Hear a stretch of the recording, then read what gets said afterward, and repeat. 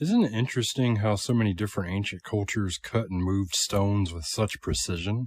The megalithic stone structures of the ancient world are the most mysterious, as it isn't really clear how they were moved and placed into their positions. But how did ancient people carve stones, small or megalithic in size, with such precision? There are so many ancient structures with stones carved so precisely, you can't even stick a sheet of paper between the stones. There are modern theories as to how it was done, but there are also ancient legends about it. One legend describes how King Solomon was able to cut the stones used for building the first Jewish temple. The legend says that something called the shamir was used to shape the stones. It said the shamir was used to carve the stones because the law prohibited using iron tools, which could be used in war, to build the temple. The temple was to be a place of peace, so they didn't want to use tools that could also be used as weapons. But what is a shamir? It's said it is a type of worm or some kind of substance or stone. I think it varies depending on what version of the legend you read. My usual go-to source for old Jewish legends is Louis Ginzberg's book, The Legends of the Jews. In this version, the shamir is described as a reptile, and along with a salamander is said to be the most marvelous of the reptiles. It was one of the last things created at the twilight of the sixth day of creation, just before the first Sabbath when God rested. But what happened to it? Unlike the salamander, which you can still find running around on Earth today, where is this shamir that can supposedly cut right through solid stone? Is it a reptile? Is it a worm? Well, despite being described as if it is some living creature initially, when it comes to cutting stone, it sounds more like some kind of tool. King Solomon was not the first one to use the shamir. Being that it was created during Creation Week, it was already around during the time of Moses, long before Solomon was born. Moses used it when creating the first breastplate for the high priest. The names of the 12 tribes of Israel were first laid out in stones on the breastplate and then written over in ink, and then the ink was traced over using the shamir, which carved the names into the breastplate. The stones were apparently fused into it, and it said that the wonderful circumstance was that the friction wore no particles from the stones. I think that is another way of saying the shamir didn't leave behind any tool marks, which is interesting considering that some of these ancient structures with stones cut with laser-like precision oftentimes don't show any tool marks, or at least not tool marks that you'd expect from the type of tools they were known to have in ancient times. If King Solomon was using the shamir to cut stones for the first temple, I'd expect the stones of the first temple would be precision cut like some other ancient structures around the world.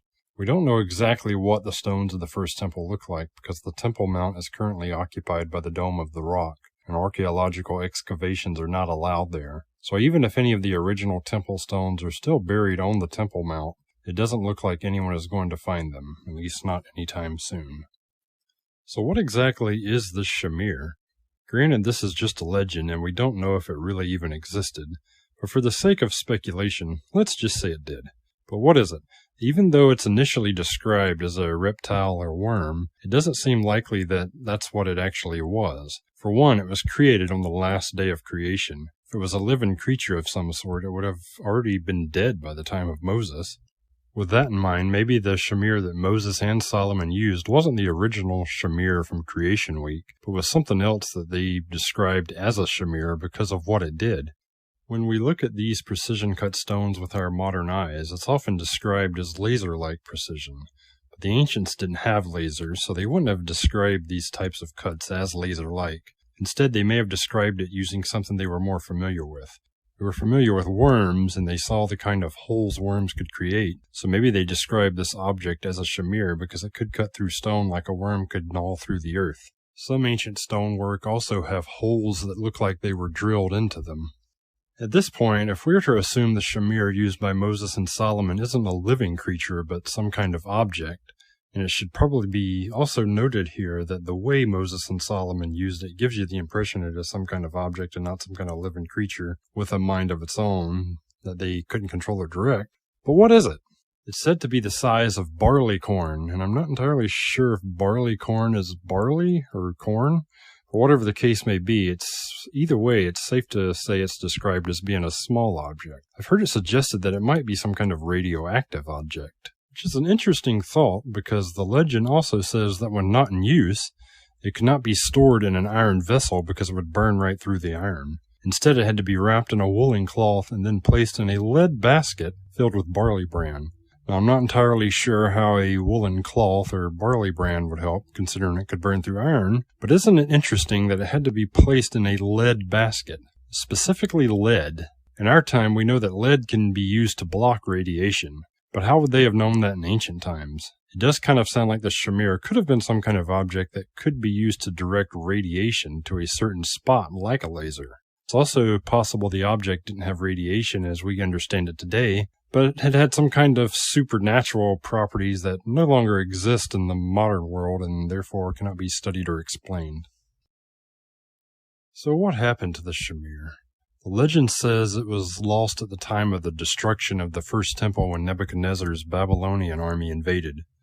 Another version I've heard says the shamir lost its potency at that time. In other words, it no longer worked, which, if it was a radioactive object, it is plausible because it's possible that over time the object lost its radioactivity. Even if you could find the object today, you probably wouldn't know you found it because it probably doesn't work anymore.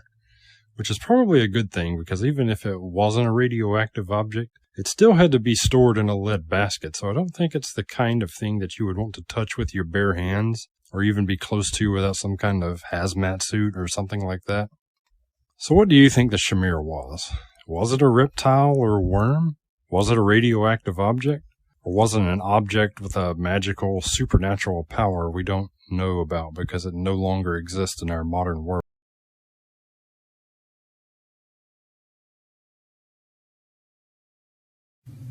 Não há nada mais precioso e está à sua disposição.